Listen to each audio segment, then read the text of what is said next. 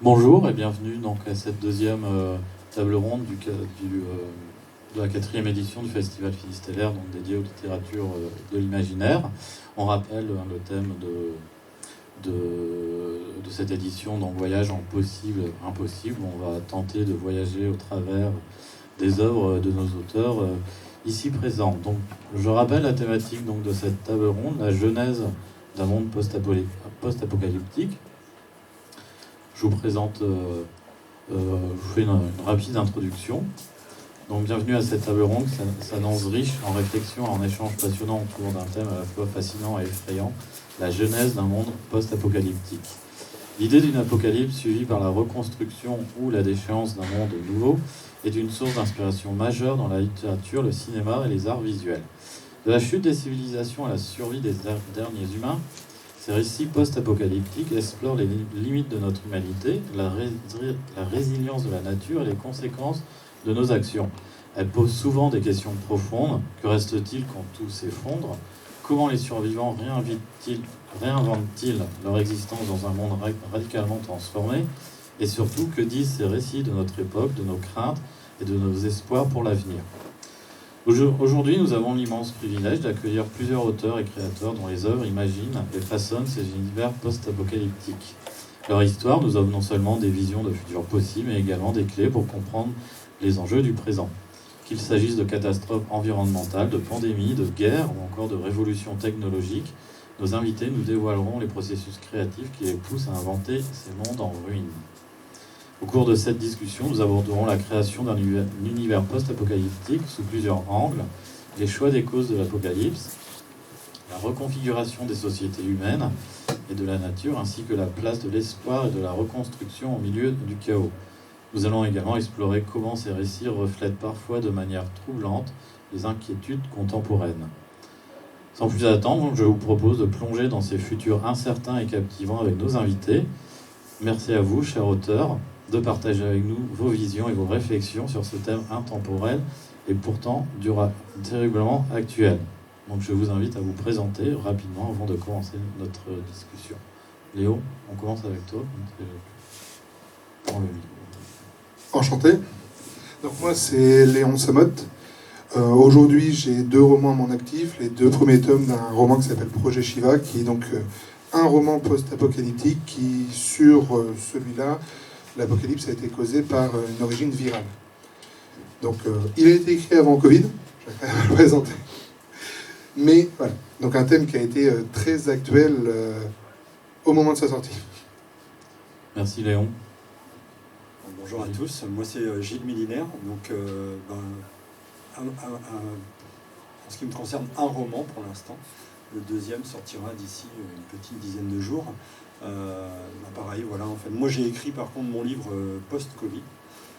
Donc je suis parti de certaines choses en fait qui m'ont permis de pouvoir analyser en fait les chances du monde après. Tout à fait. On va commencer avec toi, Léon.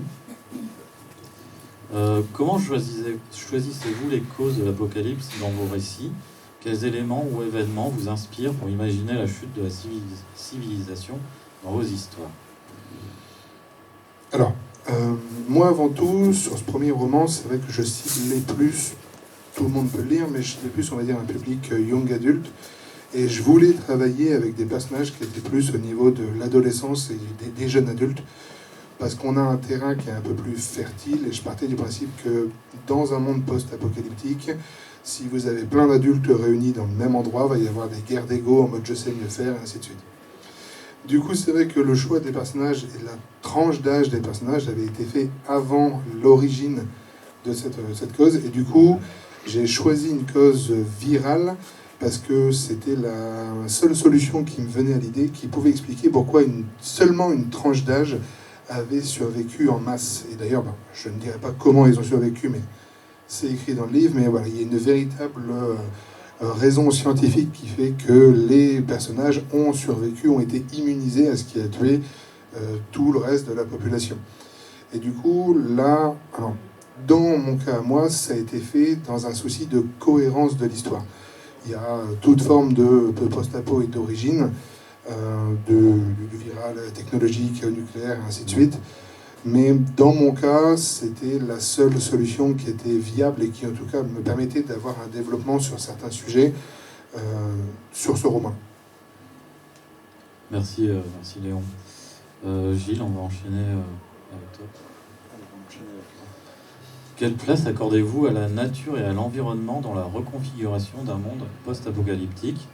Selon vous, comment la nature réagit-elle ou évolue-t-elle après une catastrophe mondiale? Après, c'est toujours pareil, on en a tous en fait une interprétation. Tu veux bien approcher? Ouais, on en a tous une interprétation un peu différente. Moi, dans mon roman, ce que je voulais, c'est que la nature retrouve toute sa place. Oui. Tout ce qu'on a pu en fait apercevoir, on en parlait tout à l'heure dans le cadre de cette petite période de Covid, où justement en fait on a eu un monde qui s'est mis sur pause à ce moment-là. On a bien ressenti. Voilà. Et moi qui allais au travail tous les matins, je me disais purée, c'est assez étonnant cette capacité qu'a la nature en fait de reprendre sa place rapidement quand nous ne sommes plus là. Il y a eu beaucoup de témoignages d'animaux qui traversaient les routes. Exactement. Et d'ailleurs, j'en ai croisé pas mal parce que je fais pas mal de routes dans mon boulot. Et ce qui fait que moi, en fait, dans mon imagination, je me suis dit que la nature devait avoir toute sa place.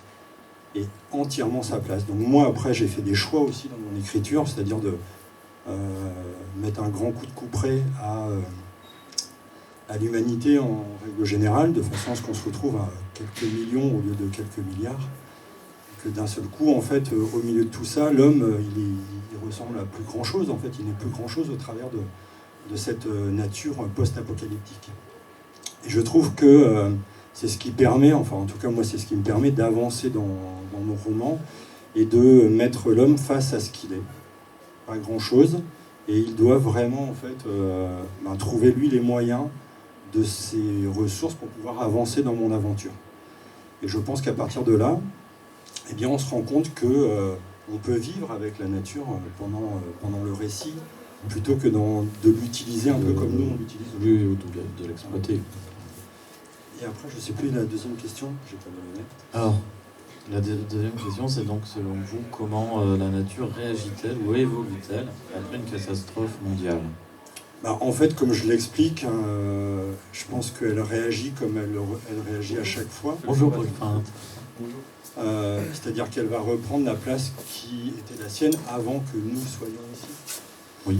C'est-à-dire qu'avant que l'homme, on va dire, développe toute sa technologie comme il l'a fait depuis des millénaires, il y avait juste la nature avant nous. Donc, pour moi, j'imagine ce monde en fait mis sur pause avec une reprise du pouvoir par la nature. Retour au jardin d'Éden.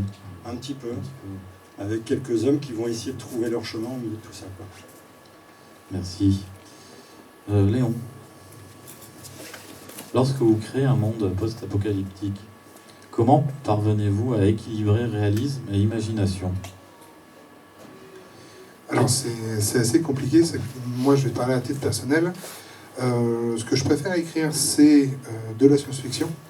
Par contre, d'un côté, ce que je préfère lire, ça va plutôt être du fantastique et de la fantasy. Ouais, d'accord. Donc c'est vrai que j'aime bien amener, même dans de la science-fiction, quelque chose d'assez réaliste, parce que pour le coup, Projet Chivas se veut assez réaliste. Ce qu'on fait dedans, on pourrait le faire dans la vraie vie, c'est le but. Mais on va quand même avoir des personnages qui vont être assez fantasques, ou même qui vont voir des capacités, qui vont avoir des capacités très fantastiques sur le principe que, si vous voulez, pour faire assez simple, on comprend vite dans le roman que les rares personnes qui ont réussi à survivre de manière naturelle au roman, au virus, en ont développé des capacités assez particulières. Et pas tous les mêmes, mais voilà, chacun dans son style, en fonction de comment il était. Les personnes qui étaient plus grandes, plus fortes, vont gagner en force. Les personnes qui étaient plus graciles vont gagner en vitesse. Mais au-delà de ça, au lieu de juste des capacités vraiment augmentées, plus on va aller dans le roman et plus on va se rendre compte que certaines personnes n'ont pas que des capacités augmentées, qu'il y a d'autres choses avec eux. Et du coup, j'ai voulu personnellement avoir un roman qui se voulait très terre à terre, assez réaliste dans son point de vue. Voilà, on est dans la science-fiction, tout est expliqué au niveau scientifique, mais vous allez quand même avoir quelques touches par-ci, par-là de d'imaginaire vraiment sur ce côté fantastique, ou même si c'est pas un côté fantastique, les personnages que vous allez voir vont tous, certains vont avoir un côté très grandiloquent, ils vont amener quelque chose qui est un peu hors du propos. C'est un univers qui est très sombre, qui est très noir, que j'ai dépeint, avec certaines scènes qui vont quand même assez loin dans ce côté noir. Du coup, les personnages à côté, pour amener un petit peu d'irréel, si on peut appeler ça, certains vont être très fantasques, certains peuvent avoir un look très atypique, ou avoir une manière de parler qui veulent l'être. Et dans le tome 2, on va découvrir une grande méchante qui est clairement dans l'atypisme. Donc c'est en restant dans la science-fiction, parce que c'est quelque chose que j'aime bien amener, qui permet d'avoir vraiment un propos sur notre monde aujourd'hui, mais en lui amenant des petites touches par-ci, par-là, et en augmentant la dose, on va dire, petit à petit, sur ces aspects irréels. Quels éléments vous semblent essentiels pour rendre ce monde crédible, tout en laissant place à la fiction? C'est assez compliqué, il y a beaucoup de choses. Moi, j'ai placé les événements de Projet Shiva au niveau de Paris, au niveau du quartier de Montparnasse. Et déjà, du coup, je me renseigne, j'ai bossé à la Tour Montparnasse pendant quelques années, donc je connais quand même bien le quartier. Mais les lieux dans lesquels vont les protagonistes existent. Si vous y allez, vous allez pouvoir les trouver. Il y a un réalisme. Voilà, le but a vraiment été de se mettre. Ça commence fin 2016, le monde s'est figé, on va dire, début 2016. Les personnages représentent un vrai échantillon de la population qu'on va trouver à Paris, qu'on trouve à Paris encore maintenant. C'est pareil, on va... j'ai eu quelques petits retours en me disant qu'il y a beaucoup de personnes qui ont un sacré haut potentiel dans vos survivants quand même. Ah oui. Bon, j'aurais répondu que c'était pas faux, que j'avais peut-être été un peu loin. Mais voilà, les personnages que vous allez retrouver, leur background, leur passé, ce qui est totalement logique, et c'est des personnages qu'on peut trouver, c'est des gens qu'on pourrait trouver dans la vraie vie, tout comme tous les lieux que vous allez visiter, ils existent. Ils sont maintenant dans une version morbide, parce que là, la nature n'a pas encore pu reprendre ses droits en plein cœur de Paris. Il va falloir un petit peu plus de temps qu'1 an. Donc vous avez plutôt assisté à des scènes de déchéance très humaines de ce qui s'est passé, en trouvant des tentes de cadavres, avec une des menaces latentes du roman, c'est les rats. Parce que des rats dans les égouts à Paris, et même dans les rues de Paris, il y en a des milliers. Des millions qui vivent là-dessous. Et si du jour au lendemain, il n'y a plus rien dans les égouts pour manger, il faut bien qu'ils aillent manger ailleurs. Et un rat, quand il a faim, il peut se jeter sur un humain, quoi. Au bout d'un moment, il le fera, il n'y a pas de souci. Donc j'ai essayé d'amener certaines des menaces, on va être des menaces, tout ce qui est de plus réel. On va beaucoup parler, c'est un roman qui est beaucoup sur la stratégie. Un des premiers problèmes à gérer, outre l'eau et la nourriture, parce qu'il faut bien en avoir, c'est l'oisiveté. Les gens, au bout d'un moment, à force de ne rien faire et à errer en rond, ils deviennent fous. Et du coup, si tout le monde ne retrouve pas un cycle de vie assez cohérent, avec une certaine logique, ça pose des vrais problèmes. Donc là, j'ai essayé d'avoir un roman qui est vraiment ancré dans le réel, avec à côté ces touches très fantasques, voire fantastiques pour certains. Oui, donc on a vraiment l'impression que c'est plausible. C'est le but du roman, c'est que vous dites, que si ça arrivait, ça pourrait tourner comme ça. Les personnages sont là pour vous faire croire en des vrais personnages qui pourraient vraiment exister demain si ça se passait. Et oui, alors certains vont très loin. Disons que la fin du monde les a poussés à dépasser leur capacité pour se révéler. Et c'est pour ça que vous avez beaucoup de personnes qui, malgré leur jeune âge, vont faire beaucoup de choses. Merci Léon. On va repasser avec Gilles. Merci. Gilles, comment abordez-vous la question de l'humanité dans vos récits post-apocalyptiques? Alors, moi, pour que ce soit encore un peu plus réaliste, moi je décide de la supprimer en grande partie. Carrément. Voilà, carrément. Parce que je trouve qu'elle est quand même un peu le mot, ou les mots de notre société d'aujourd'hui. La question qu'on peut se poser, c'est aujourd'hui, en 2024, on est 9 milliards, je crois, sur Terre. Jusqu'où on peut aller? donc dans l'origine de ce roman-là, post-apocalyptique, et pour rejoindre un peu ce que disait Léon, c'est-à-dire qu'en fait, on se retrouve sur des schémas, sur des structures de conception de livres d'une anticipation, c'est-à-dire que c'est vraiment du futur plausible. Donc moi, pour bien travailler, je me dis, tiens, je vais me décharger quand même des humains, en grande majorité. Donc je le disais tout à l'heure dans la question précédente, voilà, je passe de 9 milliards à une dizaine de millions, et je travaille surtout sur des petites unités, c'est-à-dire qu'en fait, je trouve on y trouve un peu plus de profondeur dans les personnages quand ils font partie d'une petite communauté, d'un petit groupe. On peut parler d'îlot, d'humanité. Ouais, exactement. Exactement, parce que c'est ce qui permet, en fait, je pense, à chacun de retrouver sa place. Et puis moi, je ne voulais pas m'encombrer dans mon livre non plus de traiter la reconstruction d'une société. Je préférais rester sur quelque chose de plutôt simple, de plutôt petit, à l'intérieur duquel je peux faire évoluer mes personnages, et rendre en même temps cette mini-société, ce groupe, en fait, beaucoup plus agile sur les routes, sur les aventures qu'ils vont rencontrer. Donc en effet, j'imagine, moi, dans mon livre, un monde de demain fait de peut-être beaucoup plus de tribus, voilà, isolées, de 100, 200, 300 personnes, mais à aucun moment je n'ai voulu reconstruire une société dite meilleure que celle que l'on a aujourd'hui. Je ne voulais pas traiter, en fait, au travers de ce roman-là, ce que nous sommes, en fait, aujourd'hui. D'accord. Quels changements psychologiques ou sociaux observez-vous dans les survivants, et comment ces transformations influencent-elles l'histoire ?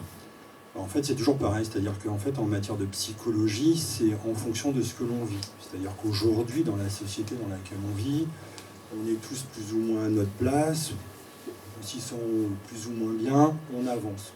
Voilà. Il n'y a pas beaucoup de recul psychologique sur ce que l'on est, sur ce que l'on fait. Là, dans ce type de roman, en fait, on va retrouver des personnages ou des héros qui vont être face à eux-mêmes et qui vont devoir se révéler. Donc, en effet, d'un point de vue aspect psychologique, c'est des gens qui vont devoir à un moment trouver, en fait, leur solution et ne pas forcément compter sur toujours les autres, mais compter sur eux-mêmes. Donc ce que j'attends d'eux, en fait, de mes personnages, c'est qu'ils puissent se révéler, en fait, au fur et à mesure de l'histoire. Alors après, j'ai pas de profil plus ou moins déterminé. Moi, quand j'écris, je me laisse aussi guider par mes envies d'écriture, et je trouve qu'un personnage trouve sa place lui-même dans le roman et va se révéler psychologiquement. Comme une évidence. Comme une évidence, voilà. Moi, il y en a pour lesquels j'avais écrit plus ou moins leur histoire, et au final, leur histoire, elle s'arrête autrement. Et d'autres que je pensais être des personnages secondaires sont devenus des personnages principaux, parce qu'en fait, psychologiquement, ils se sont révélés. Mais ça, je leur laisse en fait la possibilité de le faire. Et je trouve que dans l'écriture, c'est ça qui est assez intéressant, c'est qu'on peut se laisser aussi guider par ce que l'on vit tous les jours, et par le roman qui prend lui-même un petit peu des fois le pas sur son plan. Oui, il y a un mélange, en fait, entre réalisme et fiction, quoi. Je trouve ça intéressant. Alors après, ben oui, forcément, la psychologie influence beaucoup, en fait, l'histoire, et en effet, elle va permettre de, comme je le disais, en fait, soit d'élever certains personnages, soit de les réduire à pas grand-chose. Mais un peu comme dans la vie de tous les jours, en fonction de ce que l'on rencontre, on a des personnes qui ont des capacités à se... Oui, des échanges, quoi, de quotidien. Léon ? Le monde post-apocalyptique est souvent sombre et désespéré.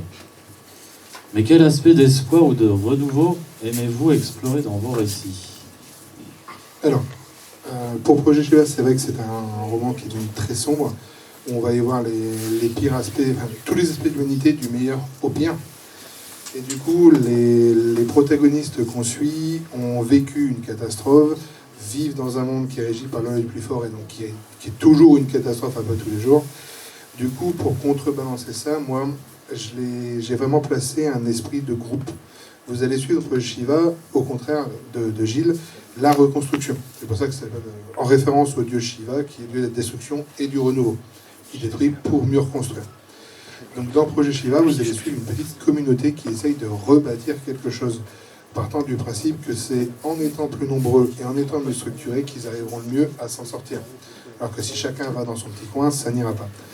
Du coup, vous allez alterner entre des passages où ils vont explorer leur monde qui est devenu vraiment un terrain très hostile et qui est devenu compliqué, qui est devenu très morbide, ne serait-ce que par le fait de voir ces immenses rues, ces immenses boulevards complètement vides, de rentrer dans des appartements dans lesquels il y a des cadavres un coup sur deux, de gens qui sont morts dans leur quotidien, et où en fait vous allez alterner avec des passages de vraiment très communauté. En mode, vous êtes un petit camp, vous êtes une centaine de personnes, tout le monde doit pouvoir respirer un petit peu quand le soir arrive, et donc vous allez limite avoir des passages, on va dire, ce côté très feu de camp en famille, où tout le monde va pouvoir souffler un coup, partager avec les autres, quelqu'un va prendre une guitare et jouer un air de guitare, quelqu'un va se mettre à raconter une histoire comme si c'était un conteur professionnel. Donc vous allez vraiment avoir ce côté très fusion, petit groupe, très serré, très amicaux, qui va permettre de garder en fait la tête hors de l'eau, peu importe ce qui s'est passé dans la journée. Et le deuxième aspect en fait va prendre, dans mon côté, on va tout de suite, dès le début du roman, faire la connaissance du personnage principal, qui lui de base ne fait pas partie de cette petite bande, et qui va sembler sortir un peu d'un autre temps. Déjà, il n'a pas peur, il a peur de rien. Et on comprendra plus tard pourquoi, mais ça amène une bouffée d'air frais. Et en plus de ça, il a des notions, on va dire, d'honneur et de respect qui lui appartiennent à lui, et il part du principe que même si le monde est mort, par exemple, la présomption d'innocence, elle ne l'est pas encore. Et du coup, il va laisser le bénéfice du doute aux gens, tout comme à côté de ça, s'il n'y a plus aucun doute qui fait part, il va se permettre de trancher dans le vif. Mais avoir, on va dire, une figure de proue comme ça, en avant de cette communauté, qui va leur rappeler que non, ça va, tout n'est pas noir. Regardez, ça va aller. Entre le fait d'avoir cette communauté soudée, avec cet esprit très familial de communion, de fusion, et d'avoir un porte-étendard, si je peux dire ça, qui va leur montrer qu'on peut arrêter d'avoir peur, ça va leur permettre de garder la tête en dehors de l'eau. D'accord, et donc pour faire un prolongement avec ce que tu viens de dire, comment intégrer des récits d'espoir dans ce contexte de destruction ?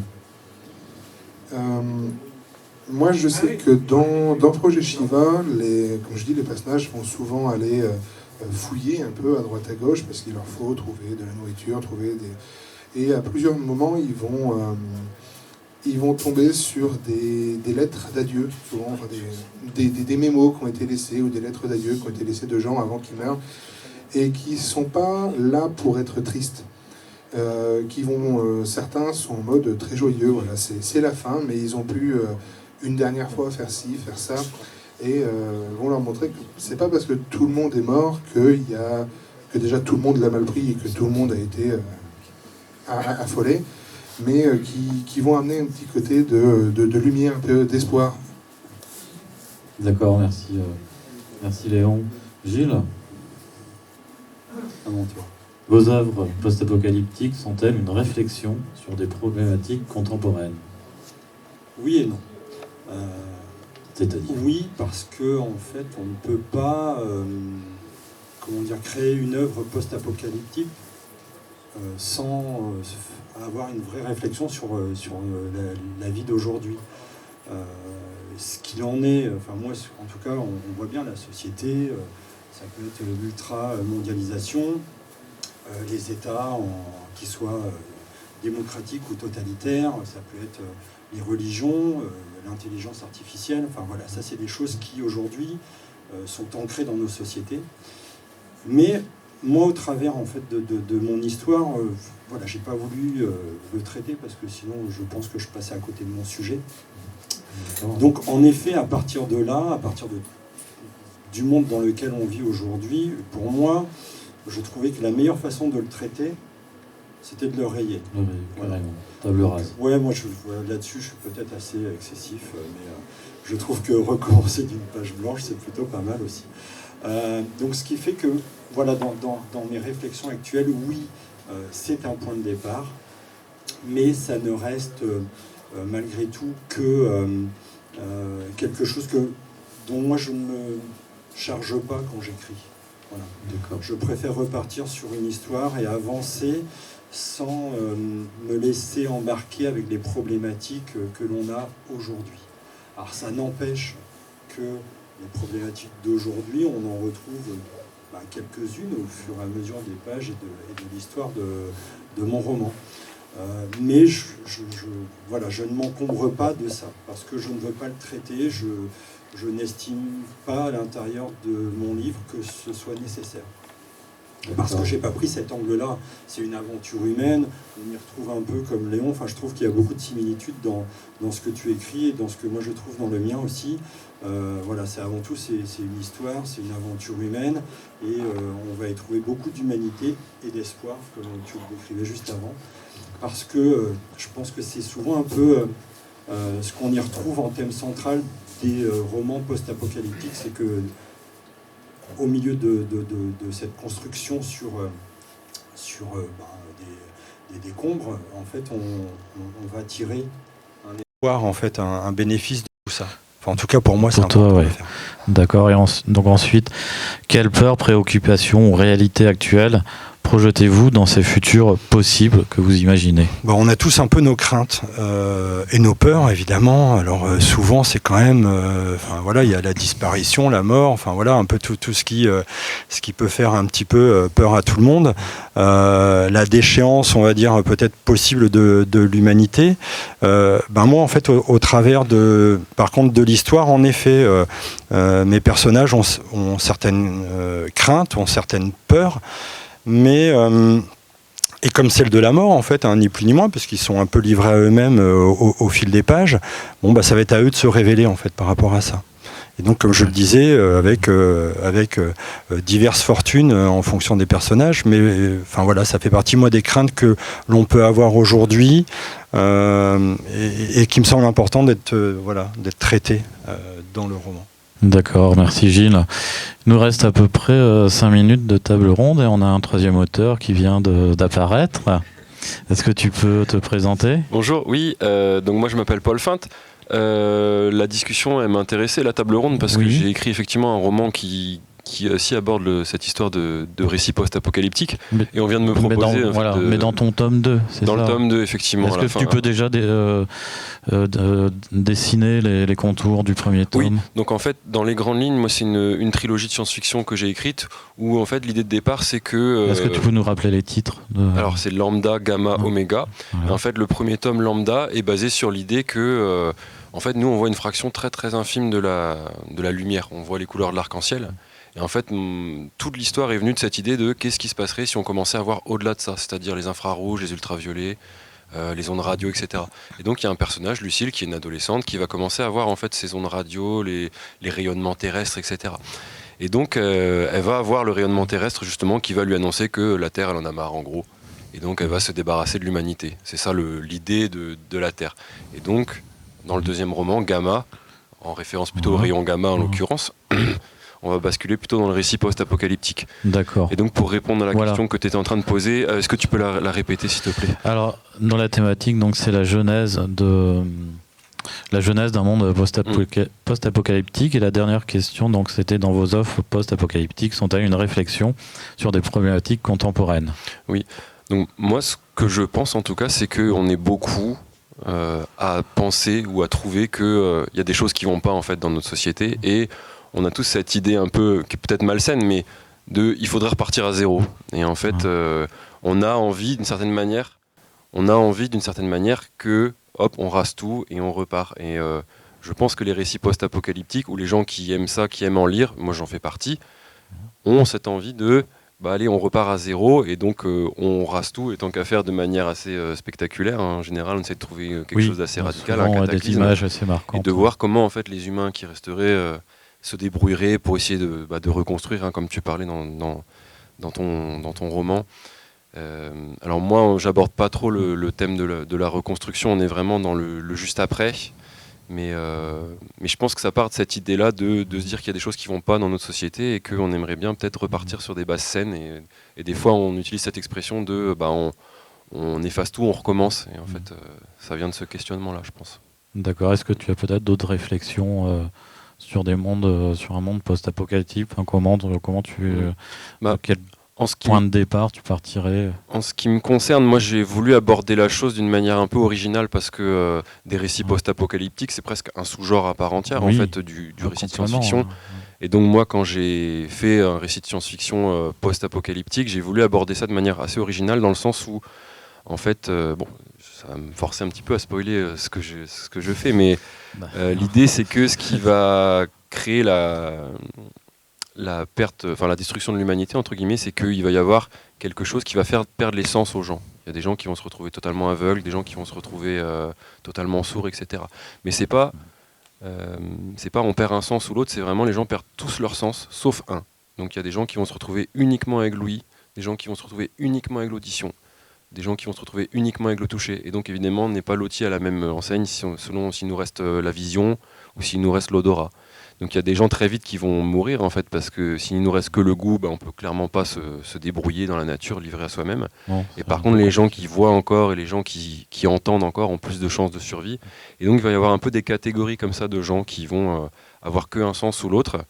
Et donc en fait, même si je rentre pas trop dans le détail de ça, il y a un petit peu la question de la reconstruction parce que les uns ont besoin des autres ils ont besoin de s'entraider. Ceux qui ont la vision vont avoir besoin de ceux qui ont le l'ouïe pour résoudre certaines situations. Et donc la question de la communication, elle se pose aussi. Comment on fait pour communiquer quand il y a des gens qui ont uniquement la vision et qui doivent essayer de communiquer avec des gens qui ont uniquement l'ouïe? On comprend que là, il va y avoir un souci de communication. Et donc, ils mettent en place des méthodes que je décris pas mal en fait, dans ce roman-là pour arriver à communiquer et essayer de reconstruire quelque chose. En fait. D'accord, merci Paul. Ouais. On arrive à la conclusion donc, de cette table ronde sur la jeunesse du monde post-apocalyptique. Est-ce que quelqu'un dans le public, dans notre assemblée, a des questions? Oui, Samuel?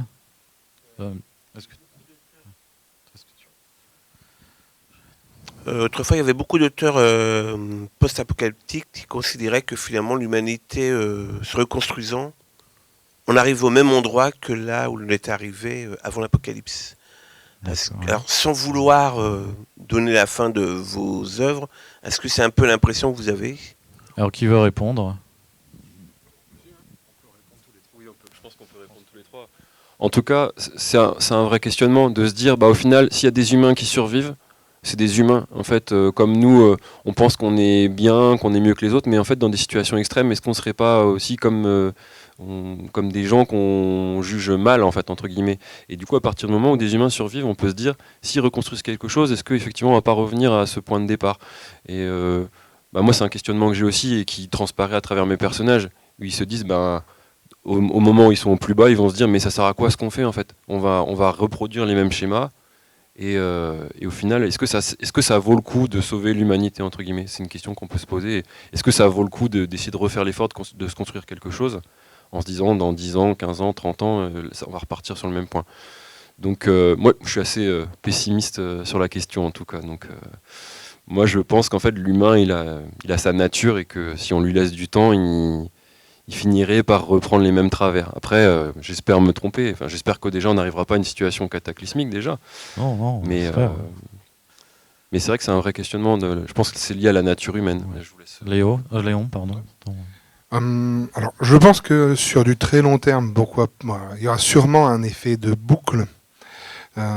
Parce qu'on est tous régis par la même loi de la physique et du coup les sciences vont être les mêmes. Mais je pars quand même du principe que dans le cas, comme chez moi où il y a eu vraiment un apocalypse, il reste beaucoup moins de monde que des millions de personnes. La nouvelle génération qui va naître dans un monde qui est totalement différent du monde de leurs parents. Ils vont pas avoir tous ces souvenirs de comment ça se passait. Et donc si leurs parents qui ont vécu l'apocalypse, quand ils commencent à reconstruire un petit peu, mettre en place des lois, enfin il y a des règles de vie en commun qui sont différentes, ça va être des générations et des générations qui seront élevées sur d'autres principes.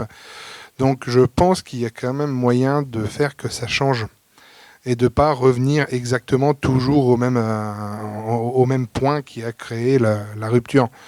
Donc moi je vais être un peu plus optimiste que mes deux collègues. D'accord, ouais, vas-y.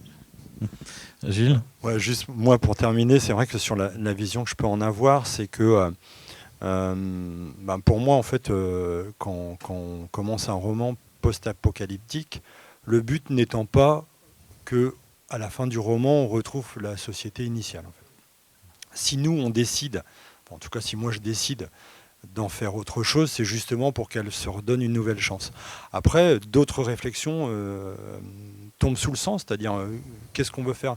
Une petite tribu, moi je traite des petites communautés, et à l'intérieur, alors peut-être pas du premier mais du second, je traite quand même de cette impossibilité de la reproduction naturelle arriver à un certain terme, puisque si on vit dans une petite communauté, eh bien à un moment la consanguinité fera qu'on aura des enfants qui seront pas viables.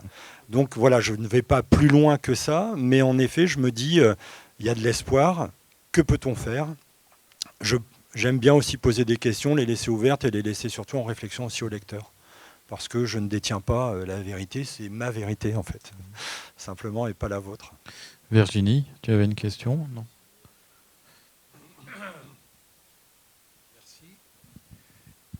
Est-ce que dans votre univers apocalyptique, vous abordez le thème du rapprochement de l'homme avec la nature? Ça peut être l'occasion pour l'homme de se rapprocher de la nature. Alors, je commence et puis je vous laisse juste après. Alors en fait, moi, dans mon roman, je traite de la montée des eaux. Et on part de l'île de Sein, pour ceux qui connaissent un petit peu le coin. Enfin voilà, moi je suis originaire de là-bas, donc j'ai mis un dôme en fait sur cette île. Et pendant 40 ans, ils vont y vivre en totale autonomie. Ils préservent la nature, ils ont leur enrichissement lié à la faune, à la flore, voilà, à la culture en fait, parce que j'ai aussi recréé au sein du dôme un monde, on va dire, naturel et dont ils peuvent en tirer les fruits. De manière assez simple. Alors après, c'est vrai que quand on sort de cet environnement-là, la nature, elle est ce qu'elle est. C'est-à-dire, elle peut être sauvage, on peut essayer de la dompter ou autre. Donc c'est vrai que moi, j'essaie de trouver le lien en fait entre ce que l'on est nous aujourd'hui en tant qu'humains et ce que pourrait être la nature dans ce monde-là, hostile, mais dans laquelle on peut, je pense, trouver en fait sa place. Voilà. Et son chemin, bien sûr. Léon ou Paul? Alors moi, oui. Alors, là, pour l'instant, vous avez 2 tomes de Projet Shiva qui forment un ensemble global, on peut lire que ça. Et on commence à le voir dedans et je suis en train d'écrire une suite qui pourra se lire assez indépendamment et qui en traitera plus. Dans le monde que j'ai fait, l'être humain n'a pas été la seule espèce animale à être touchée par ce fléau. Et comme pour l'être humain, ceux qui en sortent vivants, et ils sont plus nombreux dans cette espèce-là, développent aussi leurs facultés, et pour des animaux, on va dire aussi les facultés mentales. Et du coup, l'être humain va être confronté à une deuxième espèce intelligente qui va émerger.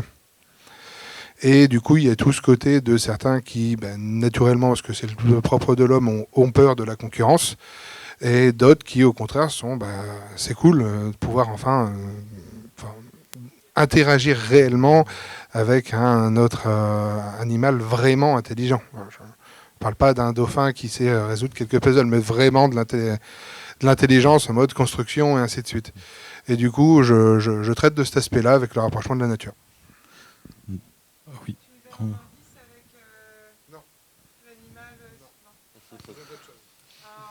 Pour le coup, Oui. moi je vais faire une réponse assez courte. Oui. En fait, moi le récit que j'ai imaginé, il se passe dans la continuité directe du cataclysme, ce qui fait qu'on reste dans un environnement assez urbain et j'ai assez peu, voire pas, abordé la question du lien avec la nature. En l'occurrence, quand j'ai écrit le tome 1 et le tome 2, j'avais déjà une idée de comment devait se terminer le tome 3, mais j'ai hésité à est-ce que c'était une suite directe ou est-ce que ça se passait une centaine d'années plus tard. Et au final, je suis resté sur un temps qui faisait que c'est la même héroïne sur les 3, donc c'est juste après. Mais j'avais eu cette question de 100 ans après, et effectivement, là, la nature aurait eu beaucoup plus de place, et on aurait retrouvé des humains qui auraient beaucoup plus évolué en fait, par rapport à leur sens, avec plus des clans, des tribus, un petit peu comme tu parlais. Mais au final, je ne suis pas resté sur cette idée-là. Donc le lien avec la nature, moi, il n'apparaît pas directement dans Oméga et dans Gamma, du coup, le tome 2 et 3. Si j'avais dû le développer, c'est ce que j'étais en train de dire justement, c'est que en fait la catastrophe qui arrive fait que les humains se retrouvent avec chacun un sens, mais en plus de ça, ce sens, il est exacerbé. C'est-à-dire que les gens qui n'ont plus que l'ouïe, ils commencent à entendre beaucoup mieux que nous, en fait. Tout comme les gens qui n'ont plus que le sens du toucher, ils commencent à sentir des choses très très fines, le moins de variations de température, des choses comme ça. Et en fait, ils évoluent. Et donc l'idée, moi, c'était, si ça se passait 100 ans plus tard, c'est que vraiment, en fait, les humains divergeaient. Et en fait, il y avait 5 catégories à la fin, selon le goût, l'odorat, le toucher, etc. Et du coup, ils se seraient séparés. Et en fait, j'avais imaginé une sorte de, plus ou moins une guerre de clans, en fait, entre les différentes factions, entre guillemets, ceux qui voient, ceux qui entendent, etc. Bah, si, en fait, dans l'idée que j'avais au départ, mais on parle d'un roman que j'ai pas écrit, du coup. Hein. En fait, la nature... Non mais on est d'accord. La nature aurait eu beaucoup plus de place, il y aurait eu plus de liens avec les animaux, la nature, et notamment dans leur perception de leur environnement aussi. Parce que quand je pense que ceux que j'appelle les tactiles, en fait, ceux qui n'ont plus que le sens du toucher, et ben en fait, il y a beaucoup de descriptions dans mes romans où c'est des descriptions uniquement tactiles, et donc ça peut désorienter un petit peu au début. Mais en fait, au début du tome 2, quand d'un coup on n'a plus que les sens, on suit différents personnages. Il y en a qui voient, donc là, c'est des descriptions un peu plus classiques. Et il y en a qui ont que le sens de l'odorat, par exemple, et donc c'est assez difficile de s'imaginer. Et même moi, de me mettre à la place de ça, c'est vraiment très abstrait, et donc c'était difficile. Mais du coup, en imaginant que ça se soit prolongé, le lien avec la nature aurait été plus facile à faire que là où ça reste dans un environnement urbain, entre guillemets. D'accord, merci Paul. On va clôturer cette table ronde. Et donc je vous invite à revenir la prochaine, donc qui aura lieu dans un quart d'heure, sur l'influence de l'imaginaire sur la jeunesse. Merci pour votre assistance et merci aux auteurs.